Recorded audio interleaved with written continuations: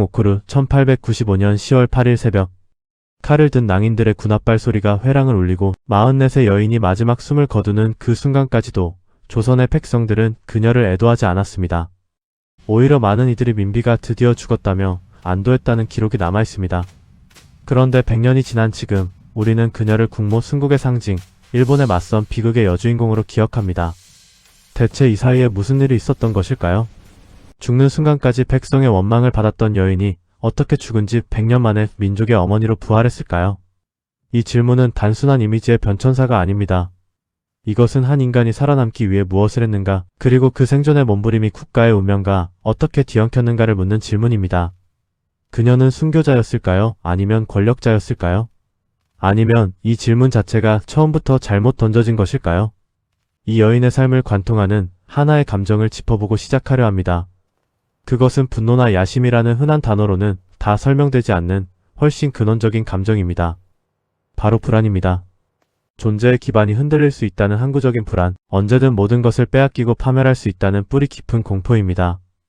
이 불안은 그녀의 소녀 시절에는 몰락한 가문의 고아라는 신분적 결핍의 형태로 나타났고, 그녀의 절정기에는 권력을 향한 집착과 끝없는 정치적 계산으로 변형되었으며, 마지막에는 문자 그대로 자신의 몸에 칼이 꽂히는 방식으로 그녀가 평생 두려워했던 그 파멸이 실제로 그녀를 찾아오는 형태로 완성됩니다. 이 불안의 궤적을 따라가다 보면 우리는 그녀가 왜 그토록 권력에 매달렸는지, 그리고 왜 그 매달림이 결국 그녀 자신과 조선이라는 나라 전체를 함께 파국으로 이끌었는지를 이해하게 될 것입니다. 명성황후, 본명은 민자영이라고 흔히 알려져 있지만 실은 정식으로 기록된 이름이 명확하지 않을 정도로 그녀는 애초에 역사의 중심에 설 것으로 기대되지 않았던 존재였습니다. 그녀는 1851년 여흥 민씨 가문에서 태어났습니다. 여흥 민씨는 조선 후기 대표적인 세도 가문 중 하나였지만 그녀가 태어난 집안은 그 화려한 가문의 본류가 아니라 이미 몰락해가는 반기에 가까웠습니다. 그녀의 아버지 민치록은 일찍 세상을 떠났고 그녀는 어린 시절 가족을 잃는 상실을 여러 번 겪으며 자랐습니다.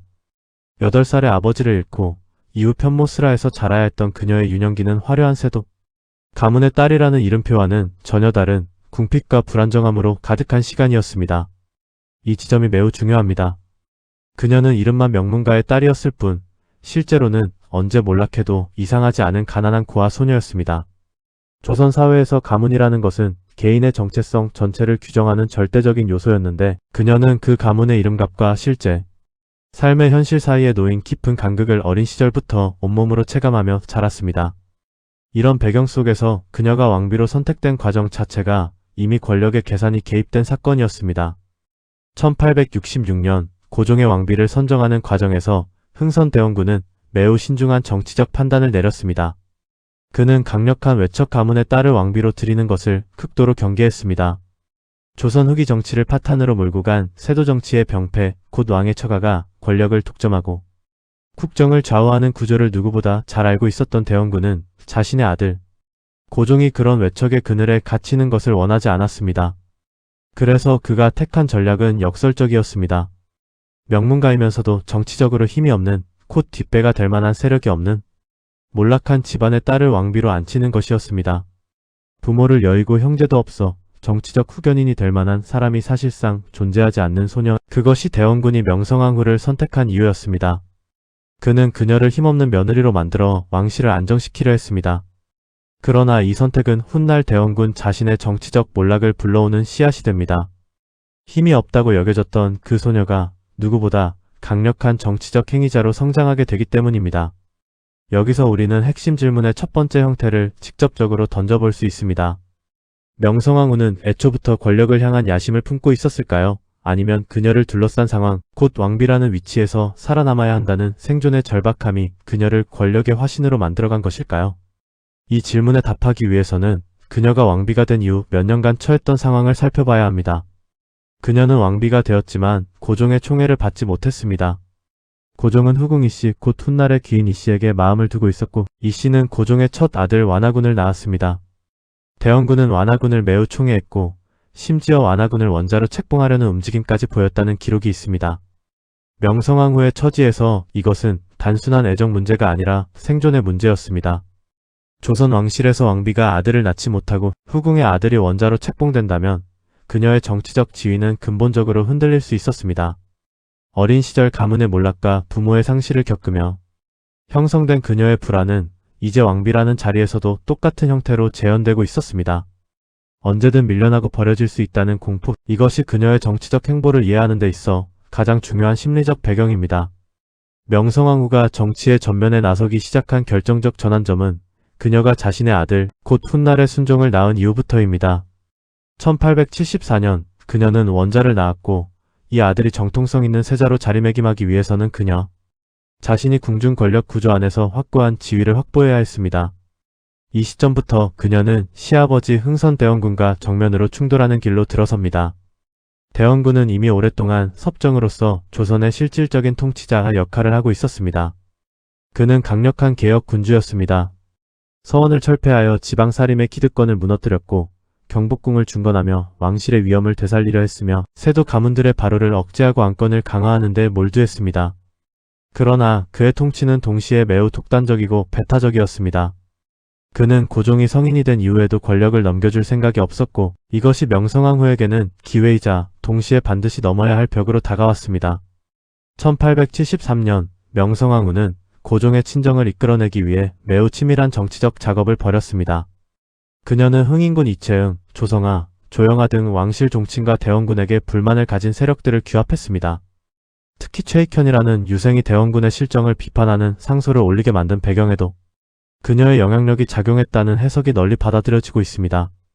이 상소를 계기로 고종은 대원군의 실정을 명분 삼아 친정을 선포했고 대원군은 결국 정치 일선에서 물러나야 했습니다. 여기서 우리는 명성황후라는 인물의 진짜 능력을 목격하게 됩니다.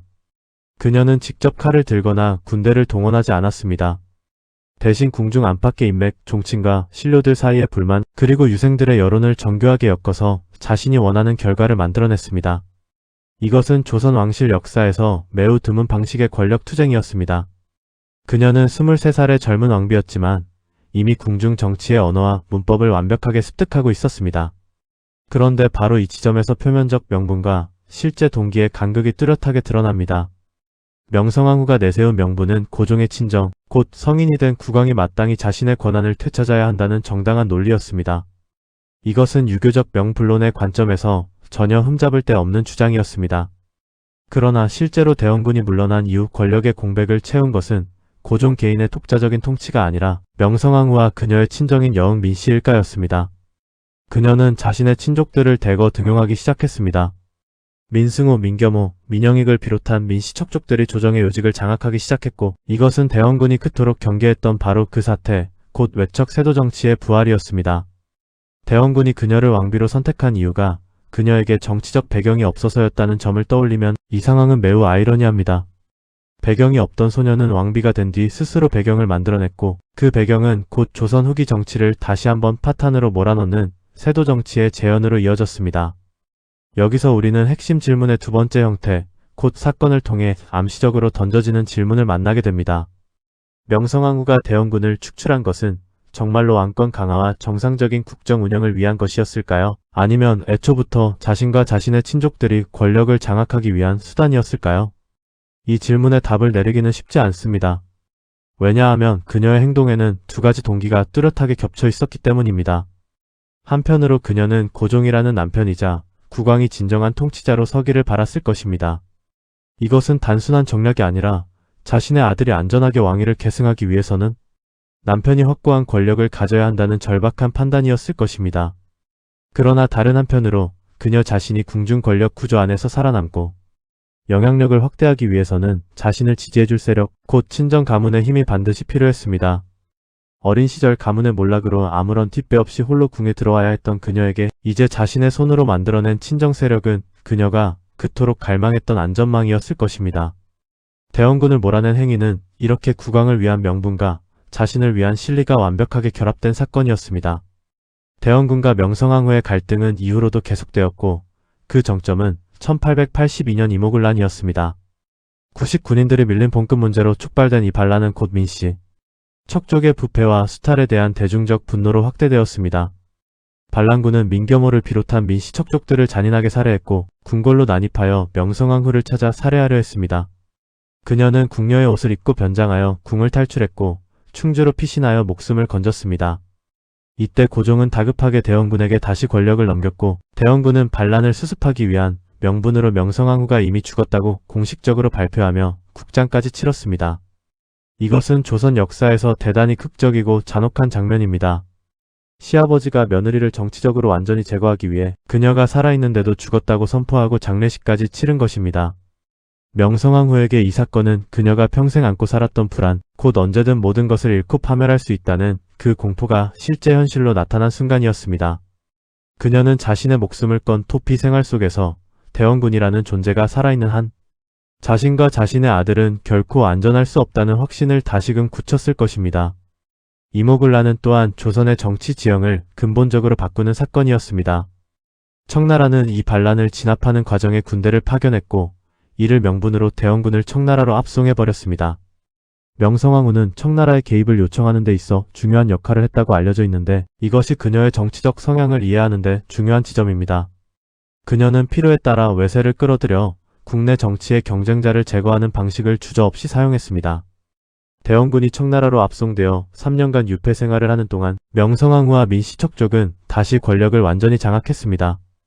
여기서 우리는 그녀의 정치적 방법론이 뚜렷한 패턴을 형성하고 있음을 확인할 수 있습니다.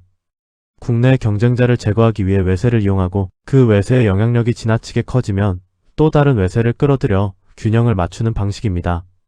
이것은 매우 위험한 줄타기였지만 동시에 당시 조선이 처한 국제 정세의 냉혹한 현실을 그녀가 누구보다 정확하게 파악하고 있었다는 것을 보여주기도 합니다. 1884년 갑신 정변은 명성황후의 이러한 외교적 줄타기가 더욱 정교해지는 계기가 되었습니다. 김옥균을 비롯한 급진 개화파는 일본의 지원을 등에 업고 정변을 일으켜 권력을 장악하려 했습니다. 이 정변으로 민시척족의 핵심 인물들, 특히 민영익 등이 큰 위기에 처했습니다. 명성황후는 이때 청나라 군대의 개입을 다시 한번 요청했고 청나라 군대가 개입하여 정변은 사흘 만에 실패로 끝났습니다. 이 사건 이후 명성황후는 친청 정책을 더욱 강화했습니다. 그녀에게 청나라는 일본의 침략적 팽창을 견제하는 동시에 국내의 개화파 세력을 억제하는 유용한 균형추였습니다. 그러나 청나라의 위안스카이가 조선의 내정에 지나치게 깊숙이 개입하며 총독처럼 행동하기 시작하자 그녀는 이번에는 청나라를 견제하기 위한 새로운 균형추를 찾기 시작했습니다. 그것이 바로 러시아였습니다. 이 지점에서 명성황후의 외교 노선이 갖는 진짜 성격을 살펴볼 필요가 있습니다. 흔히 그녀의 대외 정책은 이나거일, 곧 러시아를 이용해 일본을 막아낸다는 방책으로 설명됩니다. 그러나 더 정확하게 그녀의 전체 외교 행보를 살펴보면 그것은 단순히 러시아와 일본 사이의 이분법이 아니라 청나라와 일본, 러시아라는 세 열강 사이를 끊임없이 오가며 그때그때 가장 위협적인 세력을 견제하는 실용적이고 유동적인 균형 전략이었습니다. 그녀는 특정한 외세와 영원한 동맹을 맺은 적이 없었습니다. 그녀에게 중요한 것은 어느 한 세력이 조선을 완전히 압도하지 못하도록 세력 균형을 유지하는 것이었고 이 균형을 유지하는 궁극적인 목적은 조선의 자주성을 지키는 것과 동시에 자신과 왕실의 권력을 유지하는 것이 서로 분리되지 않은 채 결합되어 있었습니다. 이것은 매우 정교한 정치 감각이었지만 동시에 근본적인 한계를 가진 전략이었습니다. 왜냐하면 이 균형 전략은 조선이 자체적인 국력을 키워 스스로 설 수 있게 만드는 것이 아니라 끊임없이 외세의 힘을 빌려 다른 외세를 견제하는 방식이었기 때문입니다. 조선의 운명이 조선인 스스로의 힘이 아니라 열강들 사이의 세력 균형에 계속 의존하게 되는 구조, 이것이 그녀의 외교 정책에 낳은 구조적 한계였습니다. 1894년 이 균형이 완전히 무너지는 사건이 발생합니다. 동학농민운동이 일어나자 조선 정부는 청나라에 파병을 요청했고 텐진 조약에 따라 일본도 자동으로 군대를 파견하게 되었습니다.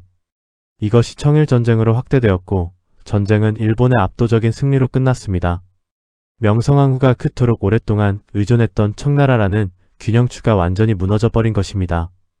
이제 조선에서 일본의 영향력을 견제할 수 있는 유일한 세력은 러시아였습니다.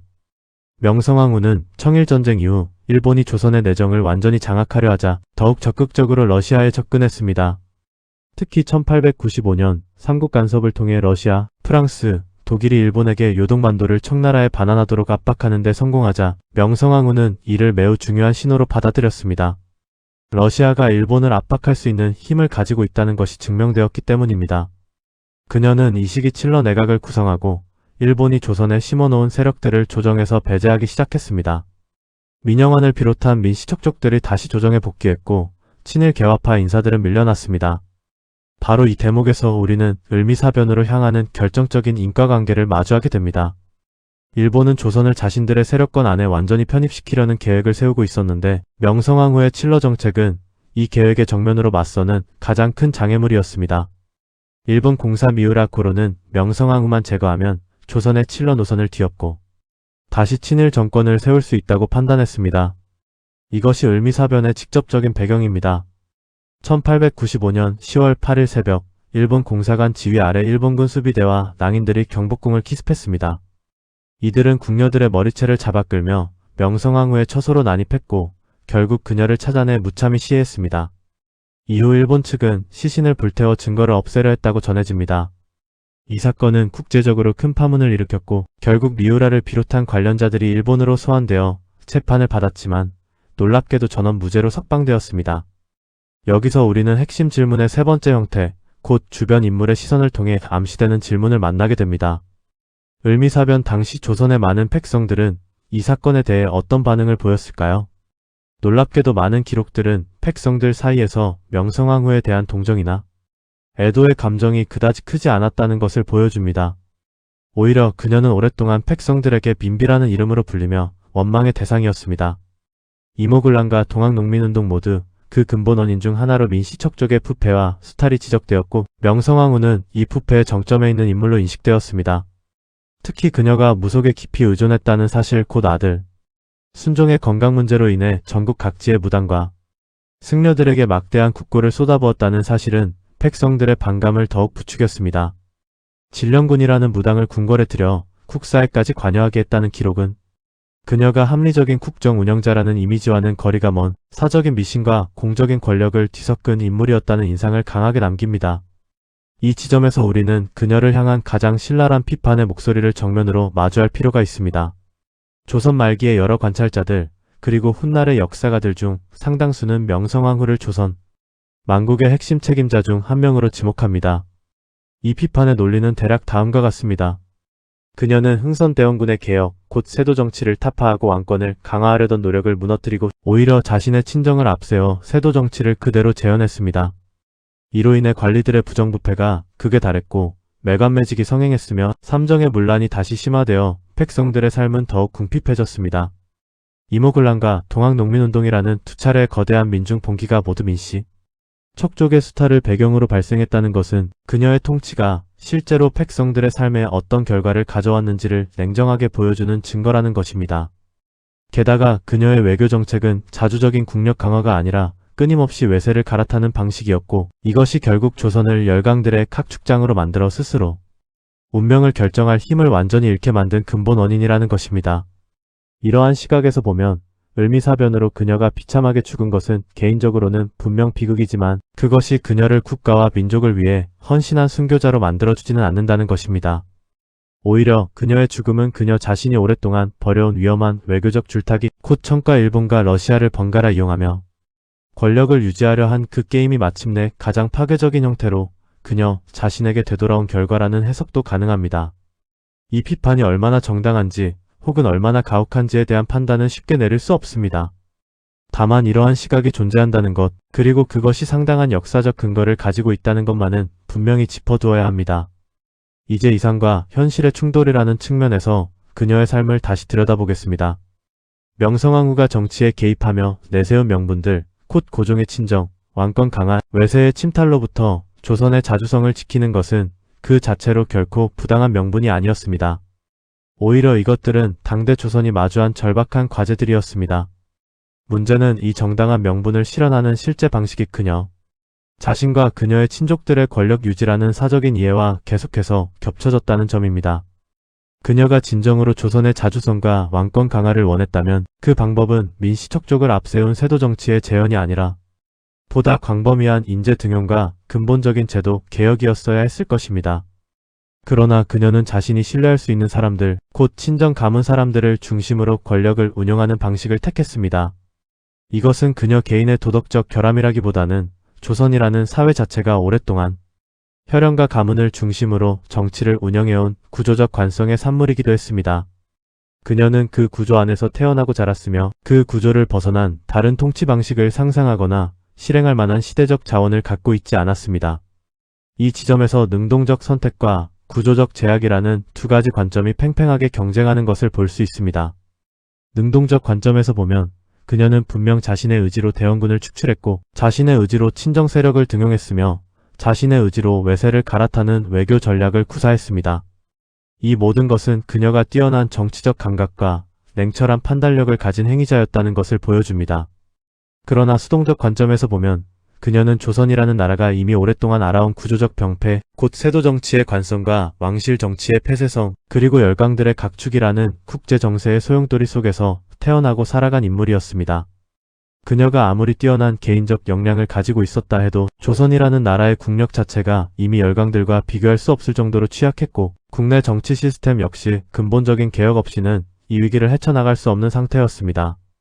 그녀가 만약 태어나지 않았다 해도 조선은 비슷한 궤적으로 몰락해갔을 가능성이 큽니다.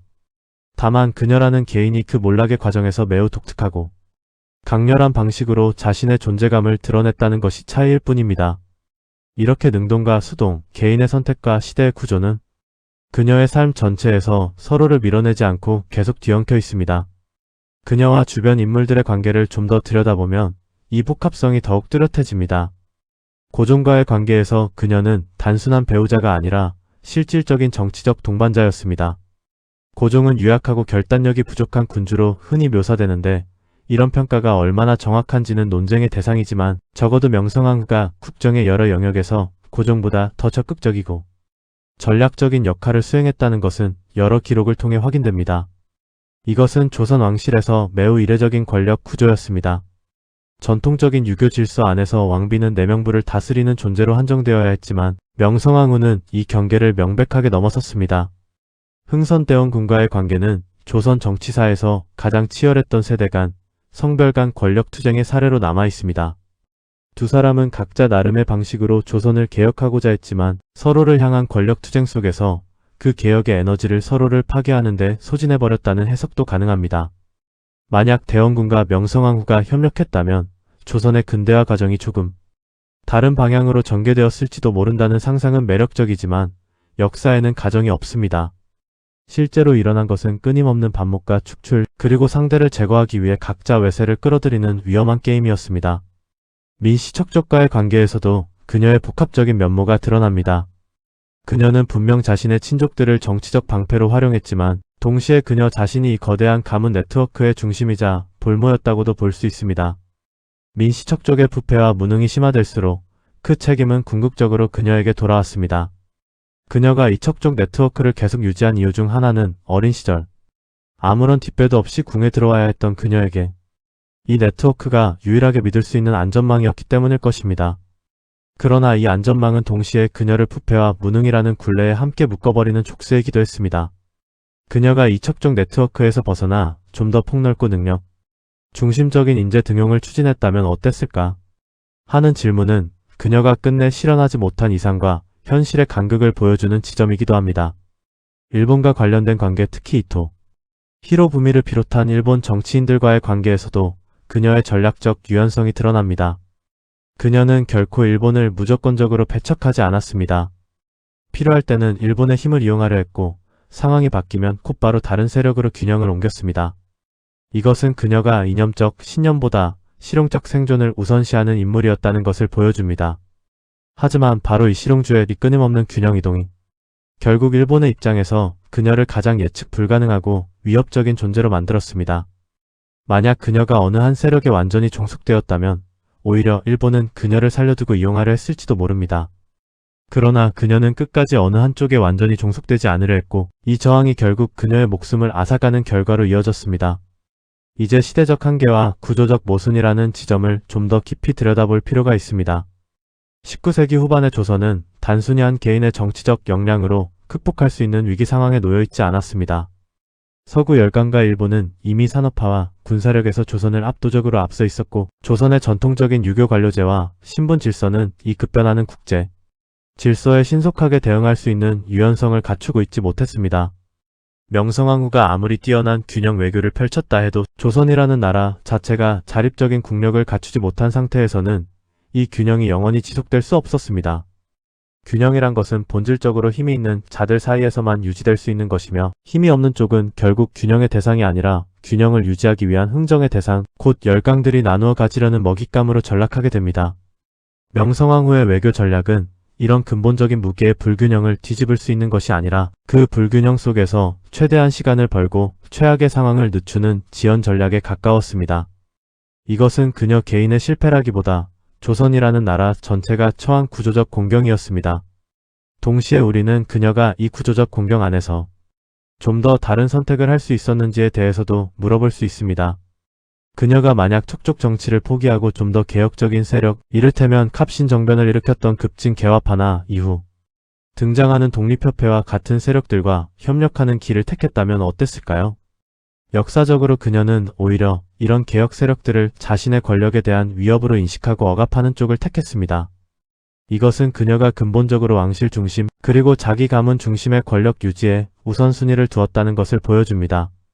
만약 그녀가 좀 더 폭넓은 개혁 세력과 연대하여 조선의 내부 역량을 강화하는 데 힘을 쏟았다면 최소한 조선이 열강들의 각 축장으로 전락하는 속도를 늦추거나 좀 더 자주적인 근대화의 경로를 모색할 수 있었을지도 모릅니다. 이 부분에서 그녀의 선택은 구조의 강제라기보다 개인의 우선순위가 반영된 것이라고 볼 수 있는 여지가 남아 있습니다. 1895년 을미사변으로 그녀가 세상을 떠난 이후 그녀의 이미지는 매우 복잡한 변천을 겪습니다. 죽은 직후 고종은 그녀를 명성황후로 추존하고 국장을 성대하게 치렀습니다. 이 국장은 아이러니하게도 그녀가 이모군란 때 대원군에 의해 이미 한 차례 가짜 국장을 치른 적이 있다는 사실과 겹쳐지며 그녀의 삶 전체가 얼마나 극적이고 상징적인 죽음과 부활의 반복이었는지를 보여줍니다. 대한제국이 수립된 이후 그녀는 국모로서의 지위가 더욱 공식화되었고 그녀의 죽음은 일본의 침략성을 상징하는 대표적인 사건으로 자리매김하기 시작했습니다. 일제강점기와 그 이후 명성황후는 일본에 저항하다 희생된 비극적 인물이라는 서사가 점점 강화되었습니다. 이 서사는 특히 20세기 후반 이후 뮤지컬과 드라마를 비롯한 대중문화 콘텐츠를 통해 대중적으로 널리 확산되었습니다. 명성황후라는 뮤지컬은 그녀를 국권을 지키기 위해 애쓰다 순국한 비극의 국모로 그렸고 이 이미지는 한국인들의 민족주의적 정서와 결합하여 강력한 상징성을 획득했습니다. 그러나 이러한 순교자 이미지가 형성되는 과정에서 그녀가 실제로 살았던 정치적 삶의 복잡성, 곧 세도 정치의 재현자였고 백성들에게 오랫동안 원망의 대상이었으며 여러 차례 외세를 정치적 도구로 활용했던 현실주의적 권력자였다는 측면은 상당 부분 지워지거나 약화되었습니다. 이것은 이해할 수 있는 현상입니다. 일본에 의해 잔혹하게 시해된 여성이라는 사실은 그 자체로 강력한 민족적 비극의 상징이 될 수 있는 소재였고 식민지 지배와 그 이후의 민족주의적 역사, 서술 과정에서 그녀는 일본 제국주의의 폭력성을 드러내는 상징적 존재로 소환되기에 적합했습니다. 하지만 이러한 상징화 과정은 동시에 그녀라는 한 인간의 실제 삶이 가지고 있던 복합성과 모순을 단순화시키는 대가를 치렀습니다. 순교자 서사는 그녀를 수동적인 희생자로 그리는 경향이 있지만 실제 그녀의 삶을 들여다보면 그녀는 오히려 조선 후기 정치사에서 가장 능동적이고 전략적인 행위자 중 한 명이었습니다. 여기서 우리는 핵심 질문의 네 번째 형태, 곧 청자에게 되묻는 형태의 질문을 던져볼 수 있습니다. 만약 그녀가 을미사변으로 죽지 않고 그저 궁중 내부의 권력 투쟁 속에서 조용히 세상을 떠났다면 우리는 지금 그녀를 어떻게 기억하고 있을까요? 아마도 그녀는 순교자가 아니라 세도 정치를 부활시키고 백성들의 고통을 가중시킨 냉혹한 권력자로만 기억되었을 가능성이 큽니다.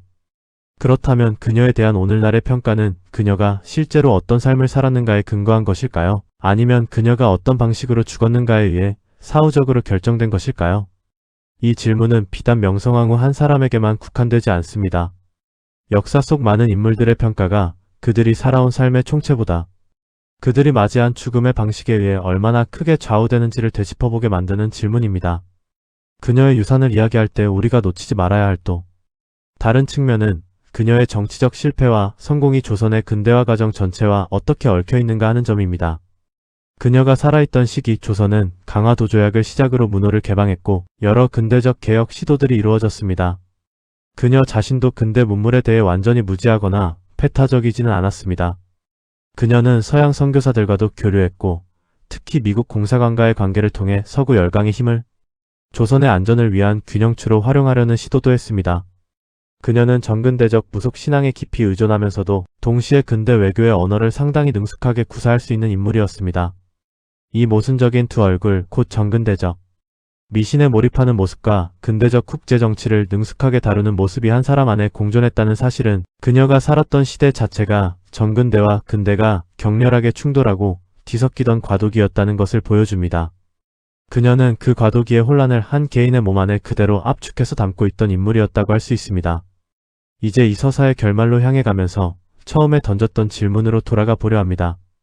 명성황후는 순교자였을까요? 권력자였을까요? 답은 아마도 이것입니다. 그녀는 권력자로 살았고 순교자로 죽었습니다. 이 두 단어는 그녀의 삶에서 서로 다른 시간대에 속하는 사실들입니다. 살아있던 대부분의 시간 동안 그녀는 누구보다 치열하고 계산적인 정치 행위자였습니다. 그녀는 시아버지를 권력에서 축출했고 친정 가문을 앞세워 세도 정치를 재현했으며 청과 일본과 러시아 사이를 오가며 자신과 왕실의 권력을 유지하기 위한 정교한 균형 게임을 벌였습니다. 이 모든 행위에는 조선의 자주성을 지키겠다는 명분이 항상 함께했지만 그 명분 아래에는 언제나 그녀 자신과 그녀의 가문, 그녀의 아들의 안전과 권력을 지키겠다는 절박한 실리가 함께 자리하고 있었습니다. 이 둘은 그녀의 안에서 결코 완전히 분리되지 않았습니다. 그러나 그녀가 맞이한 죽음, 곧 을미사변이라는 사건은 이 모든 정치적 계산과는 별개로 그녀가 조선의 자주성을 지키려는 노력의 결과로 일본의 표적이 되어 살해당했다는 사실만은 명백하게 남습니다. 그녀의 칠러 정책이 순수하게 조선을 위한 것이었는지 자신의 권력을 위한 것이었는지는 여전히 논쟁의 대상이지만 적어도 그 정책이 일본의 조선 침탈 계획의 실질적인 장애물이 되었고 그로 인해 그녀가 목숨을 잃었다는 사실 자체는 부정할 수 없습니다. 이 지점에서 그녀는 분명 희생자였습니다. 다만 그 희생은 순수하고 단선적인 순교가 아니라 오랫동안 그녀가 벌여온 위험한 권력 게임의 최종적인 청산, 곧 그녀가 평생 두려워했던 파멸이 가장 폭력적인 형태로 실현된 사건이었다고 볼 수 있습니다. 그녀를 관통했던 불안이라는 감정으로 다시 돌아가 봅니다. 어린 시절 몰락한 가문에서 부모를 잃고 자란 소녀의 불안은 왕비가 된 뒤에는 후군과 대원군에 의해 밀려날 수 있다는 정치적 불안으로 확장되었고 권력의 정점에 오른 이후에는 자신의 권력 기반을 지키기 위해 끊임없이 계산하고 경계해야 하는 편집증적 긴장으로 변형되었습니다. 그리고 마지막에는 그녀가 평생 두려워했던 그 파멸이 실제로 그녀의 몸에 칼을 꽂는 형태로 현실이 되었습니다.